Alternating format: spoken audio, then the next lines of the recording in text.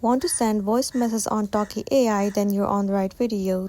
It's pretty simple and a quick process, so without any further delay, let's get started. First thing first, head over to your application Talkie AI Lab. Make sure you are logged in into your specific account. Once logged in, now you need to head over to Inbox at the bottom of the screen.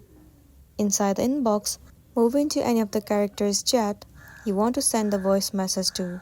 Now once you're inside the chat, you'll see the mic icon at the bottom of the screen. You need to click on it. Well, you need to allow the microphone settings. So move into the settings of a device. Head over to Apps.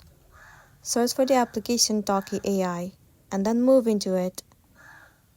Simply enable microphone option. Once enabled, go back to your application Talkie AI Lab.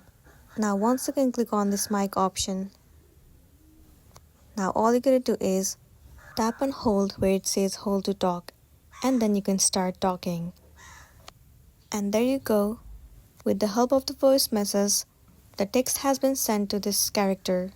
But you can see that there is no any direct option or the feature in order for you to send the voice message itself.